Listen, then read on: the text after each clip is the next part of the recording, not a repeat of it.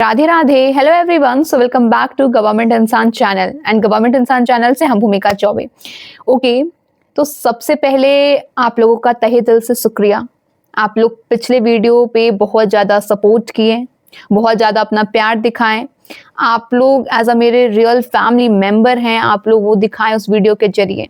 जो मेरा पिछला वीडियो था माय डीएलएड एक्सपीरियंस, मत बनो शिक्षक, ऑफ कोर्स हमको ऐसा वीडियो बनाना पड़ा था और मजबूरन वो हमको वीडियो बनाना पड़ा। और आप लोगों का उस वीडियो पे बहुत ज़्यादा सपोर्ट मिला, बहुत बहुत बहुत ज़्यादा। वो सपोर्ट के लिए आप सभी को तहे दिल से शुक्रिया, बहुत ज़्यादा।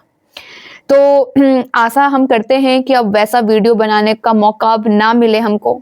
मजबूरन वो वीडियो बनाना पड़ा था, लेकिन अब ऐसा हमको मौका ना मिले। तो चलिए ये सभी बातों को साइड में करते हैं, कंट्रोवर्सी से हट के अब अपना नया उड़ान, नया सिलेबस स्टार्ट करते हैं। क्या नया सिलेबस, किस बारे में? वैसे तो आप लोग थंबनेल देख के समझ ही गए होंगे कि आज हम लोग डिस्कस करने वाले हैं सीटेट के बारे में। जिस चीज के लिए आप सभी लोग हमको सब्सक्राइब किए हैं, फॉलो करते हैं एंड हर जगह जहां हम दिखते हैं आप लोग बोलते हैं आप वही है ना, गवर्नमेंट इंसान, जो इंसान करके चैनल है, भूमिका चौबे। तो आप लोगों का जो प्यार है डीएलएड बीएड सीटेट के लिए, तो ऑफकोर्स हम आ चुके हैं अपना सीटेट वीडियो पे वापस, एंड ये वीडियो बनते रहेगा। जितने भी लोग अभी बीएड कर रहे हैं, डीएलएड कर रहे हैं या फिर कर चुके हैं, अब तो सीटेट करना है, तो जल्दी से मेरे चैनल को सब्सक्राइब कर लीजिए। तो चलिए अब नए सिलेबस, न्यू सिलेबस के बारे में हम लोग अब जानते हैं इस वीडियो में बिना किसी देरी के। तो चलिए समझते हैं। सबसे पहले आप सभी लोग सुने होंगे कि 2025 में ही सीटेट का सिलेबस चेंज होने वाला था, जो कि हुआ नहीं। मेरा 2025 में ही एडमिशन हुआ डीएलएड में। ओके तो उसमें जब हम अभी मेरा जब डीएलएड का रिजल्ट आ गया था, हम लोग के यहाँ एंट्रेंस एग्जाम होता है बिहार में, तो बिहार में एंट्रेंस एग्जाम हो गया था, मेरा रिजल्ट आ गया था और अभी एडमिशन का प्रोसेस हो ही रहा था। और उसी प्रोसेस में हुआ क्या कि सीटेट का फॉर्म आ गया। और ये है नियम कि आप सीटेट तभी अप्लाई कर सकती हैं अगर आपका डीएलएड में या बीएड में एडमिशन हो गया है। फर्स्ट डे अगर आपका एडमिशन हो गया है, पहले ही दिन आप एलिजिबल हो जाते हैं सीटेट का फॉर्म भरने के लिए। ठीक है, तो चलिए अब समझते हैं। सीटेट का फॉर्म हम अप्लाई कर लिए। पहले अभी मेरे बारे में समझिए, फिर हम अभी ये जो न्यू पैटर्न है ना, जो न्यू सिलेबस है, क्या वो सच में 2026 में चेंज होने वाला है? तो अगर चेंज होने वाला है तो अब हम क्या करें, क्या अभी हम पढ़ाई ना करें, ये सब के बारे में भी हम बताने वाले हैं। वीडियो के लास्ट तक बने रहिए। जो इस बार सीटेट दिए हैं, कम नंबर आया, उनके लिए भी आज का वीडियो है, या फिर जो डीएलएड बीएड कर रहे हैं, जो फ्यूचर में सीटेट देना चाहते हैं, उनके लिए भी वीडियो है, या फिर जो अभी अपकमिंग टीचर हैं, जो अभी 12th में 11th में लेकिन चाहते हैं, एक सपना देखते हैं एक दिन टीचर बनने का, उनके लिए भी वीडियो है। या फिर जो अभी प्राइवेट शिक्षक हैं लेकिन वो सीटेट का फॉर्म अप्लाई नहीं किए थे इस बार, या फिर नंबर कम आया है, तो आपके लिए भी ये वीडियो है। ठीक है, ओके, तो अभी पहले मेरे पे थोड़ा बहुत समझ लेते हैं, बहुत जल्दी से सब चीज आपको बता देते हैं। ओके, तो मेरा एडमिशन ही चल रहा था, अभी एडमिशन के प्रोसेस में ही थी, तब तक सीटेट का फॉर्म आ गया। हम रजिस्ट्रेशन कर लिए लेकिन हम फॉर्म अप्लाई नहीं कर पाए क्योंकि मेरा उस टाइम तक हुआ नहीं एडमिशन। मेरा फर्स्ट मेरिट लिस्ट में नाम आ गया था लेकिन अभी एडमिशन का प्रोसेस चल रहा था। तो अब हम सोचे कि जाओ अब हम क्या करें। लेकिन हुआ क्या कि सीटेट का फॉर्म भरने का मौका वापस मिल गया था, शायद 5 या 6 दिन का वापस मौका मिला था, उसमें ही हम फॉर्म अप्लाई कर दिए सीटेट का। उसके बाद लगभग मेरे पास 25 दिन था, लेकिन अभी फॉर्म ही अप्लाई किए हैं तो कौन पढ़ेगा, चलो भर दिए ना फॉर्म। थोड़ा सा वो मन में होता ना, वो था, हम पढ़ाई नहीं कर रहे थे। लेकिन जब लगा कि अब तो 10 दिन है यार, पढ़ लेते हैं। फिर ये भी मेरे मन में कहीं ना कहीं चल रहा था कि अभी जस्ट तो एडमिशन लिए हैं डीएलएड में, अगर इस बार सीटेट नहीं भी देते हैं, नहीं भी होगा तो कोई बात नहीं, नेक्स्ट टाइम दे लेंगे। लेकिन तभी हम एक बात हर जगह सुने कि इस बार ही सीटेट क्रैक कर लीजिए, इस बार ही सीटेट क्रैक कर लो, इस बार ही सीटेट क्वालिफाइड कर लो, नहीं तो 2026 में, यानी अभी तो वैसे 2026 में एग्जाम हुआ था, लेकिन जो अगला सीटेट होगा उसमें सिलेबस चेंज होने का 100% चांस है। इस बार ही चेंज होने वाला था सिलेबस, इस वाले ही में, लेकिन नहीं हुआ। तो अगली बार 100 में 100% चेंज होगा। तो ये अभी जितने भी लोग 28 लाख लोग की 30 लाख लोग जितने लोग भी अप्लाई किए हैं, सब लोग, आप लोग इस बार ही अपना एग्जाम निकाल लीजिए। नहीं तो सिलेबस चेंज होने वाला है। फिर आगे जब भी सिलेबस चेंज होता है तो दो ही चीज होता है, या तो बहुत इजी आएगा पेपर या तो बहुत हार्ड आ जाएगा। कोई नहीं जानता है, क्योंकि फर्स्ट टाइम कैसा सिलेबस हुआ है, कैसा चेंजेस आया है, कोई नहीं जानता, राइट। तो नहीं हुआ चेंज हम लोगों के टाइम, हम अपना सीटेट का एग्जाम दिए एंड 10 दिन हम तैयारी किए थे। सच में हम अभी बता रहे हैं 10 दिन, बहुत लोग ये भी बोलेंगे हैं बहुत आई है बोलने वाली, 10 दिन में हो गया, लेकिन ये सही बात है। हम 10 दिन केवल तैयारी किए थे प्रेशर में, क्योंकि मेरे मन में बैठ गया था कि अगर इस बार नहीं हुआ तो अगली बार बहुत प्रॉब्लम होगा, तो इस बार ही कर लेना है। 10 दिन पढ़े। मेरा अभी हम खुद से ही मैच किए, जो सर मैम जो बताते हैं यूट्यूब पे उस हिसाब से मैच किए हैं, तो 150 में 120 आ रहा है। अभी ऑफिशियल सीटेट का आंसर की नहीं आया है, लेकिन अभी मेरा 120 मार्क्स आ रहा है। 10 दिन का प्रिपरेशन था। हम हर बार बोलते हैं आप लोग मेरे केवल सब्सक्राइबर्स नहीं हैं, और हम ऐसे ही नहीं बोलते हैं, सच में आप लोग मेरे फैमिली मेंबर हैं, इसलिए आपको A to Z हम सब कुछ बातें बताते हैं, भले ही वो भी मेरे लाइफ में क्या चल रहा हो हम बताए हैं पिछले मेरे वीडियो में, आइडियल एक्सपीरियंस में भी। आप सभी से हम कुछ नहीं छुपाते हैं।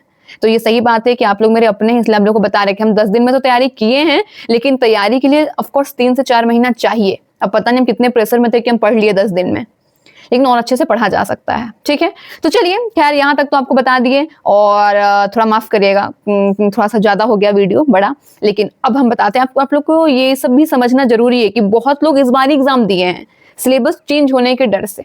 अब तो दीदी या फिर जो हमसे बड़े हैं वो बहन या बुचिया, आप लोग जो बोले, हमारे बिहार में छोटे बच्चों को बुचिया कहते हैं।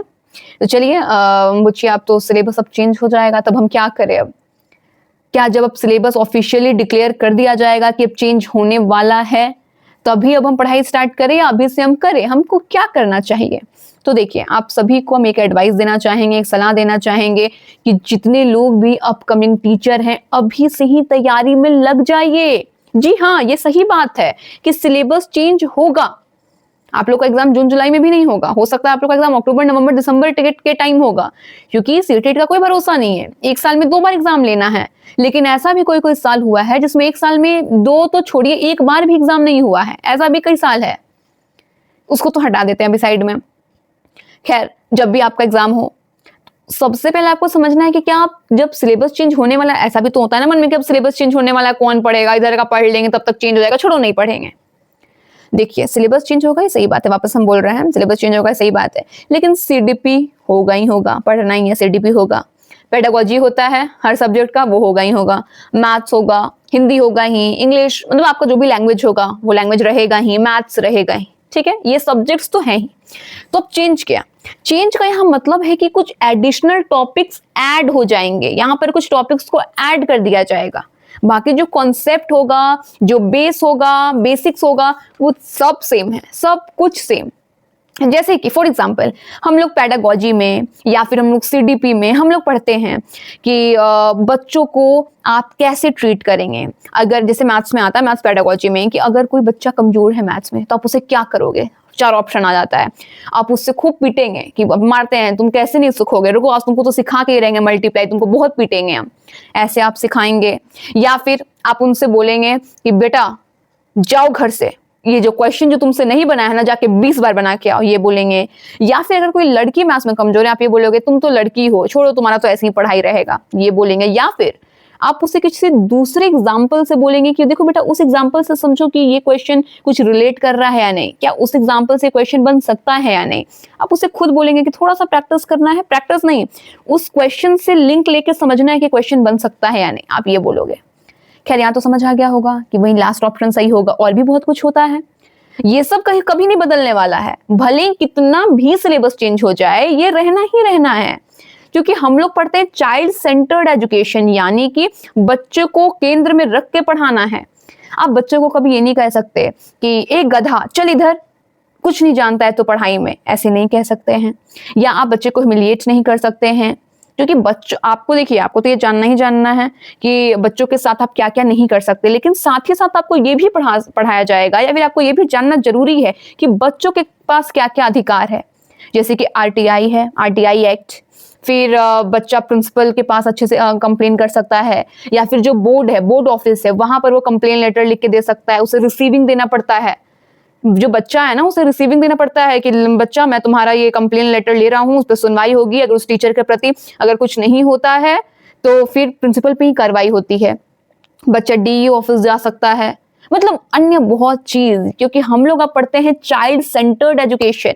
हाँ, एक चीज हम इसमें बोलना चाहेंगे थोड़ा सा वीडियो से हटके, कि भले ही हमें पढ़ाया जाता है कि बच्चों को ह्यूमिलिएट नहीं किया जाता, बच्चों से अच्छे से व्यवहार किया जाता है, भले ही बच्चे की गलती है लेकिन बच्चों को पनिशमेंट नहीं दे सकते। लेकिन ये सब केवल थ्योरी के लिए है, ये केवल किताबी नॉलेज कहते हैं ना, किताबी ज्ञान केवल वही है, क्योंकि प्रैक्टिकली देखा जाए तो बहुत कम ऐसे टीचर हैं जो कि ऐसा क्लास में फॉलो करते हैं। नहीं तो आजकल क्या हो रहा है इसके लिए तो भगवान ही मालिक है। तो चलिए अब वीडियो को थोड़ा आगे बढ़ाते हैं। ओके, तो अब आपको यहाँ से समझने की जरूरत है, आपको यहाँ से समझ आ गया होगा कि सिलेबस भले ही चेंज हो लेकिन जो उसका बेस है ना, जो उसका बेसिक्स है वो वही रहने वाला है। इसलिए आप आज से, मेरा भी वीडियो आप देख लिए हैं, तो आज से और अभी से आप अपनी तैयारी में लग जाइए। अब आप बोलेंगे क्या, आप तो कुछ अभी बोली नहीं, हम सब कुछ आपको बता दिए हैं कि कुछ सिलेबस चेंज होने होगा ना तो कुछ एडिशनल टॉपिक ही ऐड होगा। जैसे सीडीपी में कह देगा कि आपको 3 4 5 टॉपिक और ये वाला भी पढ़ लेना है, तो पहले से मेरा पूरा क्लियर है बेस, मेरा पूरा बेसिक क्लियर है, थोड़ा सा हम ऐड कर लिए। मैथ्स में आपको पता है कि आपको 6 7 8 तक का पढ़ना है, ठीक है, वो पढ़ लिए। हो सकता है बोल देगा कि 2 3 टॉपिक ये भी पढ़ना है, वो भी पढ़ लिए। तो आपके मन में जो बैठ गया है ना कि हम कल का कल पढ़ लेंगे, जब सिलेबस चेंज होगा, जब ऑफिशियली डिक्लेयर किया जाएगा तब पढ़ेंगे, तब आपकी पढ़ाई नहीं होने वाली है, सच में नहीं होने वाली है। आपको पता है सिलेबस चेंज होगा, होने दीजिए, वो तो बात की बात है, होगा चेंज तो हम लोग अपना देख लेंगे। हम आपको पूरा बढ़िया से नोट्स में वो नोट्स बना के आपको दिखा देंगे क्या क्या सिलेबस में चेंजेस हुआ है, अभी का मिलाकर उस टाइम का मिलाकर आपको सब हम बता देंगे डिटेल में। फिलहाल के लिए आपको क्या करना है कि पढ़ाई में लग जाइए। आज से डेली 2 घंटा खुद के लिए निकालिए। मेरे प्यारे प्यारे जो भी डीएलएड कर रहे हैं वो भाई बहन, जो डीएलएड बीएड कर चुके हैं उनके लिए भी हम बता रहे हैं, जो अब डीएलएड बीएड कर रहे हैं, अभी फिलहाल एंट्रेंस एग्जाम या किसी की तैयारी कर रहे हैं और चाहते हैं बाद में डीएलएड ये सीटेट करने का, वो भी थोड़ा बहुत 1 घंटा पढ़ लीजिए ना सीटेट।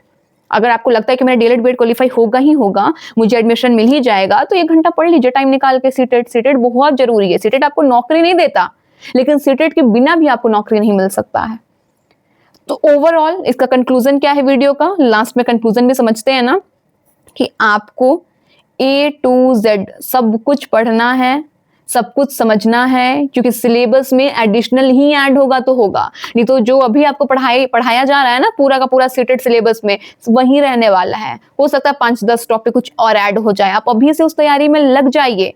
और आपको साथ ही साथ बच्चों के भी अधिकार को जानना जरूरी है, क्योंकि एक 4 क्लास का भी बच्चा समझता है कि अगर क्लास में एक गरीब बच्चा बैठा है और क्लास में एक अमीर बच्चा बैठा है, और अगर टीचर ज्यादा अगर अमीर बच्चे को मान रहे हैं या गरीब बच्चे को नहीं, तो बच्चा भी, अगर एक 4 क्लास का बच्चा है ना 4th क्लास का, तो वो भी समझता है कि मेरे साथ गलत हो रहा है।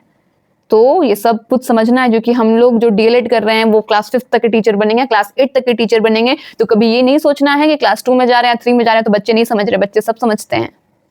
आपको चाइल्ड सेंटर्ड एजुकेशन के बारे में जानना है। आप लोग सिलेबस जो इस बार का है ना, जो भी चेंज नहीं हुआ है, 2025 का सिलेबस, उस हिसाब से अपनी तैयारी स्टार्ट कर दीजिए। आप देख लीजिएगा जिस दिन आपका सीटेट निकलेगा ना, आप उस दिन बोलेंगे, जो हमसे छोटे हैं बड़े हैं सब आके आप लोग कमेंट करेंगे कि आप अच्छा की बोल दी थी कि उसी टाइम से पढ़ना स्टार्ट कर दीजिए। क्योंकि हम लोग पढ़ते रह गए और जो वेट करते रह गए कि जब सिलेबस चेंज होगा तब पढ़ेंगे, उनका सीटेट हुआ ही नहीं और हमारा सीटेट क्लियर भी हो गया। ठीक है, तो ऐसे ही मेरे हर एक वीडियो में जुड़िए। और आप लोग अगर मेरा बिहार डीएलएड एक्सपीरियंस देखे हैं तो आप लोग को पता होगा कि जो भी चीजें हैं, मेरा डीएलएड एक्सपीरियंस कैसा रहा, कैसा चल रहा है। तो होपफुली मेरा आगे का कोई भी वीडियो उस टाइप का ना बने, वैसा हमको मौका ना मिले। हम अब चाहते हैं कि मेरा पूरा का पूरा वीडियो सीटेड बीएड डीएलएड ये सब पे बने। तो चलिए जल्दी से मेरे चैनल को सब्सक्राइब कर लीजिए। हमेशा सीटेड बीएड डीएलएड हर एक टीचिंग इंफॉर्मेशन रिलेटेड इंफॉर्मेशन पाने के लिए। तो चलिए मिलते हैं अपने नेक्स्ट वीडियो में, तब तक के लिए राधे राधे।